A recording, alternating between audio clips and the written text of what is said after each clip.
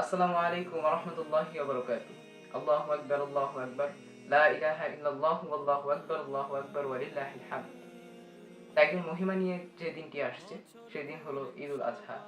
এই ঈদুল আজহার কথা স্মরণ করলে, এই ঈদুল আজহার কথা মনে পড়লে যে দিনটি মনে পড়ে যায় সেটি হচ্ছে আমাদের জাতির পিতা ইব্রাহিম খলিলুল্লাহ এবং তার সন্তান ইসমাঈল আলাইহিস সালাতু ওয়াস সালামের যে ত্যাগ, আল্লাহ পাক রব্বুল আলামিনের সন্তুষ্টির জন্য যে নিজেদের স্যাক্রিফাইস, নিজেদের উৎসর্গ, এই কথাগুলো আমাদের অন্তরের মধ্যে এখনো রয়ে আছে, এখনো গেঁথে আছে। স্বাগত জানাচ্ছি মধুপুর উত্তরপাড়া চিস্তিয়া দরবার শরীফের সকল আশেকান জাকেরান ভাই ও বোনদের এবং অগ্রিম শুভেচ্ছা জানাচ্ছি ঈদুল আজহা, ঈদ মুবারক। কুরবানি মুসলমান জাতির জন্য শুধুমাত্র ঐতিহ্য নয়, এটি মুসলমান জাতির শিক্ষা, এটি আমাদের জন্য শিক্ষা। কুরবানি অর্থ, কুরবানি মানে ছাগল, গরু, উট, দুম্বা কিংবা মহিষ, এই পশুগুলোকে জবাই করা নয়, এই পশুগুলোকে কুরবানি করা নয়, বরং কুরবানি অর্থ হচ্ছে আল্লাহ পাক রব্বুল আলামিনের সন্তুষ্টি অর্জন করা, নিজের গুনাহের জন্য অনুতপ্ত হওয়া, নিজের গুনাহকে ত্যাগ করা, হিংসা, লোভ, লালসা সকল কিছুকে ত্যাগ করা, এর নাম হচ্ছে কুরবানি। আল্লাহ পাক রব্বুল আলামিনের কাছে আমাদের জবাইকৃত, কুরবানিকৃত পশুর কোনো লোম, কোনো রক্ত, কোনো মাংস, কোনো চামড়া, কোনো কিছুই আল্লাহ পাক রব্বুল আলামিনের কাছে গিয়ে পৌঁছায় না। যেটি পৌঁছায় সেটি হচ্ছে তাকওয়া। তাই কুরবানি দেওয়ার জন্য আমাদের সকলকে তাকওয়া ঠিক রাখতে হবে। আমাদের কুরবানির একমাত্র উদ্দেশ্য যেন হয় তাকওয়া হাসিল করা, নিয়ত যেন আমাদের ঠিক থাকে। হাদিস শরীফে আসছে ইন্নামাল আমালু বিন্নিয়াত, যার নিয়ত ঠিক তার সকল কিছুই ঠিক। সুতরাং কুরবানির ক্ষেত্রে আমাদের নিয়তকে ঠিক রাখতে হবে। কুরবানির পশু যে আমরা জবাই করব, আমরা কুরবানি দেব একমাত্র আল্লাহ পাক রব্বুল আলামিনের জন্য, অন্য কারোর জন্য নয়, অন্য কোনো ব্যক্তির জন্য নয়, অন্য কোনো বস্তুর জন্য নয়। আমার রোজা, আমার সালাত, আমার কুরবানি, আমার ইবাদত সবকিছু মহান আল্লাহ পাক রব্বুল আলামিনের জন্য, অন্য কোনো ব্যক্তি বস্তুর জন্য নয়। সুতরাং কুরবানিও হবে আল্লাহ পাক রব্বুল আলামিনের জন্য, কোনো ব্যক্তির জন্য নয়, কোনো বস্তুর জন্য। কুরবানি করতে হলে, কুরবানি যারা দিবেন অবশ্যই আমাদের নিয়ত ঠিক রাখতে হবে। আমরা যারা কুরবানি দিব অবশ্যই আমাদের নিয়তকে ঠিক রাখতে হবে। আমাদের নিয়ত, আমাদের উদ্দেশ্য, আমাদের পারপাস এটা যেন না হয় গরু কুরবানি দিতেছি মানে আমরা মাংস খাইতেছি, গরু কুরবানি আসতেছে, কুরবানির ঈদ আসতেছে মানে আমাদের ফ্রিজ ভর্তি হবে, মাংস দিয়ে ফ্রিজ ভর্তি হবে, এটা যেন আমাদের নিয়ত না হয়। আমাদের নিয়ত হবে একমাত্র আল্লাহ পাক রব্বুল আলামিনের সন্তুষ্টি অর্জন করা, এটা যেন আমাদের মূল নিয়ত, মূল মাকসাদ হয়। যেমন ইব্রাহিম আলাইহিস সালাতু ওয়াস সালামের মাকসাদ ছিল নিজের প্রিয়তম বস্তুকে কুরবানি করার নির্দেশ যখন আসলো, আল্লাহ পাক রব্বুল আলামিনের নবী হযরত ইব্রাহিম খলিলুল্লাহ নিজের সন্তানকে কুরবানি করার জন্য প্রস্তুত হয়ে গেছেন। কেমন ভীতি তাদের মধ্যে ছিল, এই ভীতি আমাদের ভিতরে আনয়ন করতে হবে। কুরবানির পশুর দাম কত, কুরবানির গরুটি, কুরবানির পশুটি কত বড় হবে, আমরা কি উট কিনতেছি, না আমরা গরু কিনতেছি, না আমরা ছাগল কিনতেছি, এটা আল্লাহ পাক রব্বুল আলামিনের কাছে গুরুত্বপূর্ণ নয়। আল্লাহ পাক রব্বুল আলামিনের কাছে গুরুত্বপূর্ণ হচ্ছে মানুষের নিয়ত, যে আল্লাহ পাক রব্বুল আলামিনকে তারা কতটুকু ভালোবাসে, তারা আল্লাহ পাক রব্বুল আলামিন সন্তুষ্টির জন্য কতটুকু করতে পারে। কুরবানি যে বড় দিলে, বড় পশু কুরবানি করলে যে আল্লাহ পাক রব্বুল আলামিনের দরবারে কুরবানি কবুল হয়ে যাবে বিষয় কিন্তু এমন। একজন মানুষ ছোট পশু কুরবানি করলো, একটা ছাগল কুরবানি করলো, নিজের সামর্থ্য অনুযায়ী একটা ছাগল কুরবানি করলো, আল্লাহ পাক রব্বুল আলামিন হয়তো তার কুরবানিকে আল্লাহ পাক রব্বুল আলামিন কবুল করে নিছেন। অথচ আমরা যে লোক দেখানো বিশাল বড় গরু কুরবানি করি লোক দেখানোর জন্য, এই কুরবানি অবশ্যই আল্লাহ পাক রব্বুল আলামিনের কাছে কবুল হবে না। এই জন্য লোক দেখানো কুরবানি না, আমাদেরকে কুরবানি করতে হবে একমাত্র আল্লাহ পাক রব্বুল আলামিনের জন্য। যে সকল বিষয় আমাদেরকে লক্ষ্য রাখতে হবে কুরবানির ক্ষেত্রে, তুমি হলো নিয়ত ঠিক রাখা। দ্বিতীয়, ত্রুটি মুক্ত পশু কুরবানি করা।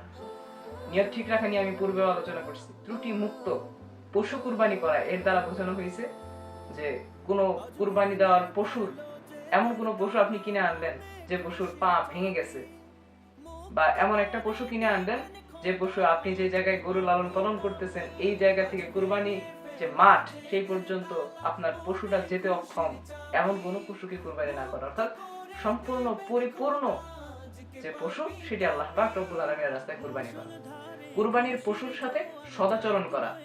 আমাদের অনেকের মধ্যে দেখা যায় কুরবানির পশু আমরা কিনে আনলে তাকে ভালোভাবে যত্ন নেই না, খাওয়াই না, এই ব্যবহার তাদের সাথে না করা, তাদের সেবা যত্ন করা, তাদেরকে তাদের যে যে খাবারগুলো আছে সে খাবারগুলো তাদেরকে খাওয়ানো, তাদের যত্ন নেওয়া, তাদের কেয়ার করা, এবং কুরবানিতে নেওয়ার পূর্বে তাদেরকে ভালোভাবে পরিষ্কার করে তারপর কুরবানির মাঠে নেওয়া। যদি আমাদের পক্ষে সম্ভব হয় নিজের কুরবানির পশু নিজে কুরবানি দেয়া।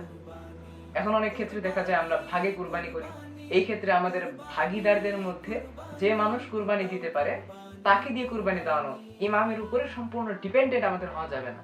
ধরেন আমরা কিছু মানুষ একত্রিত হয়ে 7 জন একত্রিত হয়ে একটা পশু কুরবানি করব। এখন 7 জনের মধ্যে যে কোনো একজন কুরবানি দিতে পারে, সেই মালিককে দিয়ে কুরবানি দেওয়া হয়, ইমামের উপরে নির্ভরশীল হওয়া যাবে না। ইমাম হচ্ছে শেষের অপশন, ইমামের উপরে নির্ভর হওয়া যাবে না। যদি নিজে পারেন নিজে কুরবানি দিবেন, তা যদি না হয় আপনাদের সন্তান যদি কেউ কুরবানি পারে তাকে দিয়ে কুরবানি দেওয়াবেন, অথবা নিকট আত্মীয় যদি সেখানে উপস্থিত থাকে তাকে দিয়ে কুরবানি দেওয়াবেন। একদম সর্বশেষের অপশনে থাকবে আপনার ইমাম, আপনার মসজিদের ইমাম কিংবা খতিব যারা কুরবানি দিবে। এবং আত্মীয় স্বজনের হক আমাদেরকে রক্ষা করতে হবে, আত্মীয় স্বজনের হক রক্ষা করতে হবে। সুতরাং আমাদের জন্য যেন অন্য কোনো মানুষের হক নষ্ট না হয় এটির দিকে খেয়াল রাখতে হবে। এখন আসি যে সকল কারণে কুরবানি আমাদের হবে না। তার মধ্যে প্রথম হলো নিয়ত যদি ঠিক না থাকে। আমার নিয়ত যদি খালেস না হয় তাহলে কিন্তু কুরবানি আল্লাহ পাক রব্বুল আলামিনের দরবারে কবুল হবে না। নিয়তকে ঠিক রাখতে হবে। নিয়ত যেন এমন হয় যে আমি আল্লাহর দরবারে কুরবানি করতেছি, এটা আল্লাহর জিনিস, আল্লাহর সন্তুষ্টির জন্য আমি কুরবানি করতেছি, কাউকে লোক দেখানোর জন্য না। আমি একাই কুরবানি করতেছি, বিরাট একটা পুরো সমাজের মধ্যে কুরবানি দিছি, আমার উপরে একটা মানুষ বড় কুরবানি দিতে পারে নাই, এই নিয়ত যেন আমাদের মধ্যে না থাকে। দ্বিতীয়ত, সুদের টাকায় কুরবানি দিলে কুরবানি কবুল হবে না। উপার্জন যদি হারাম হয়, ওই হারাম উপার্জন দিয়ে কুরবানি দিলে কুরবানি কবুল হবে না। বেনামাজির সাথে কুরবানি দিলে কুরবানি কবুল হবে না। আপনি বেনামাজি, আপনার কুরবানি কবুল হবে না। বা আপনি ভাগী হইছেন, ভাগীদারদের মধ্যে যে কোনো একজন বেনামাজি, কুরবানি হবে না। ঋণগ্রস্ত আপনি, আপনার কুরবানি হবে না। আগে ঋণ পরিশোধ করতে হবে, ঋণ পরিশোধ করে তারপর কুরবানি করতে হবে। ঋণ পরিশোধ ব্যতীত আপনি কুরবানি দিলে কুরবানি হবে না। ত্রুটি যুক্ত গরু কুরবানি দিলে কুরবানি হবে না। একদম পরিপূর্ণ গরু কুরবানি দিতে হবে। এমন গরু দেখা গেল পা ঠ্যাং ভেঙে গেছে, এখন এটা কোথাও বিক্রি করা যাবে না, ওই জন্য আপনি কুরবানি দিয়ে দিতেছেন, এই মাকসাদে যদি আপনি কুরবানি দেন তাহলে কিন্তু কুরবানি কবুল হবে না। জবাইয়ের ক্ষেত্রে কিছু জিনিস লক্ষ্য রাখতে হবে। যেমন জবাই যখন করবেন, জবাইয়ের মতো হইতে হবে। অনেকে দেখা যায় গরু বা কুরবানির পশুর যখন জবাই করে, জবাই দেওয়ার পরে যদি জীবিত থাকে গরু বা জীবিত থাকে পশুটা, আমরা ছোট ছুরি দিয়ে গলার মধ্যে আঘাত করি। এর ফলে কিন্তু ওই গরু কিংবা ওই পশু স্ট্রোক করে, তাহলে কিন্তু এটা কুরবানির জন্য মারা গেল না, স্ট্রোক করে মারা গেল। তো এই বিষয়টার মধ্যে খেয়াল রাখা, রগগুলো পরিপূর্ণভাবে কেটেছে কিনা এই বিষয়ে লক্ষ্য রাখতে হবে। অনেকে আবার দেখা যায় যদি কষায় আমরা ভাড়া করে আনি, তাহলে যে বিষয়টি দেখা যায় পশুর জান যাই নাই তার আগে দেখা যায় চামড়া কেটে ফেলা। এই যে আমরা কেটে ফেলতেছি চামড়া, তাহলে একটা পশুর জীবন শেষই হয় নাই, তার উপরে আমরা তো জবাই কইরা তো একটা করলামই, এর উপরে আবার আর একটা অত্যাচার করতেছি, তাজা গরুটাকে আবার আমরা উপর দিয়ে সিলাইতেছি। এই বিষয়টা খেয়াল রাখতে হবে। তারপরে ভাগাভাগির যে বিষয়, 7 জনে কুরবানি দিয়েছেন, ভাগ করে নিতেছেন। একা কুরবানি দিলে তো এই বিষয়টা ফেস করা লাগে না। 7 জনে, 5 জনে, 2 জনে ভাগে যারা কুরবানি দিবেন, ভাগ করার ক্ষেত্রে সম্পূর্ণ পরিমাপ ঠিক রাখা লাগবে। এরে দিলেন 10 কেজি, ওরে দিলেন 20 কেজি, এই নিয়ম করা যাবে না। এরকম যদি হয় তাহলে কিন্তু কুরবানি সঠিকভাবে পরিপূর্ণ হবে না। যে ইবাদত করে না তার সাথে যদি কুরবানি দেন, কুরবানি হবে না। যে নামাজ পড়ে না, রোজা করে না, শরীয়তের কোনো বিধিবিধান মানে না, শরীয়তের কোনো মাসলা মানে না, তার সাথে যদি কুরবানি দেন, কুরবানি হবে না। অন্যের হক মেরে যদি কুরবানি করেন, সেই কুরবানি কিন্তু আল্লাহ পাক রব্বুল আলামিনের দরবারে কবুল হবে না। লোক দেখানো কুরবানি দিলে কুরবানি কবুল হবে। এই বিষয়গুলো আমাদের অত্যন্ত সূক্ষ্মভাবে খেয়াল রাখতে হবে। ছোট ছোট কারণে যেন আমাদের ইবাদতগুলোতে বিঘ্ন না ঘটে, এই বিষয়ে আমাদেরকে খেয়াল রাখতে হবে। এরপর আরেকটা যে বিভ্রান্তি আমাদের মধ্যে থেকে যায়, সেটি হচ্ছে কুরবানি দেওয়ার আগ পর্যন্ত আমরা রোজা রাখি। আমরা তো জানি ভাই ঈদের দিন রোজা রাখা হারাম। ঈদের 2 দিন রোজা রাখা হারাম, ঈদ উল ফিতর, ঈদ উল আযহা, রোজা রাখা হচ্ছে হারাম। তা আপনি রোজা রাখবেন কেন? আপনি এতটুকু করতে পারেন, ঈদগাহে যাওয়ার পূর্বে আপনি মিষ্টি মুখ করলেন, দেন প্রথম খাবার হিসেবে আপনার জবাইকৃত পশুর মাংস দিয়ে প্রথম খাবারটা আপনি গ্রহণ করলেন, এটা করতে পারেন, এটা সওয়াবের কাজ, এটা ভালো কাজ, এটা উত্তম কাজ। কিন্তু আমাদের সমাজে যে একটা প্রচলন আছে যে কুরবানির পশু যখন জবাই হয় তখন ইফতার করে নিতে হয়, এটা একটা ভুল ধারণা, এটা একটা ভ্রান্ত ধারণা। এই ধারণা মানা যাবে না।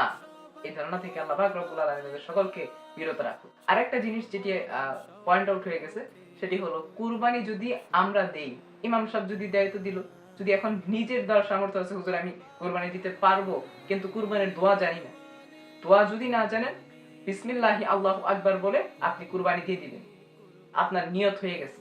যখন আপনি ছুরি ধরছেন, ওযু করছেন, আপনার নিয়ত হয়ে গেছে, আপনার নিয়ত সম্পূর্ণ। শুধু বিসমিল্লাহি আল্লাহু আকবার বলে কুরবানি দিবেন। এবং সমস্বরে যারা কুরবানির পশুটি ধরবে, জবাই আপনি যখন জবাই করবেন, অবশ্যই তো কিছু মানুষ আপনার কুরবানির পশুটা ধরবে, তো যারা যারা ধরবে আপনি যখন আল্লাহু আকবার বলে জবাই দিবে, সমস্বরে সজোরে সবাইকে আল্লাহু আকবার বলতে হবে। এই বিষয়ে খেয়াল রাখতে হবে। এবং কুরবানির পশু জবাই দেওয়ার পূর্বে কুরবানির হাতিয়ারগুলো শান দিয়ে নিতে হবে, যেন কুরবানির পশু জবাই করার সময় কুরবানির পশু কষ্ট না পায়, কুরবানির পশু যেন কষ্ট না পায়। কুরবানির পশুর সামনে কুরবানির কোনো সরঞ্জাম দাঁড় করা শান দেওয়া যাবে না, এতে গরু ভয় পায়, এতে পশু ভয় পায়। সুতরাং আমরা একটু দূরে কিংবা আমরা আলাদা জায়গায় গিয়ে কুরবানির ছুরি বা যাই হোক আমরা একটু তার দিয়ে নিয়ে আসবো।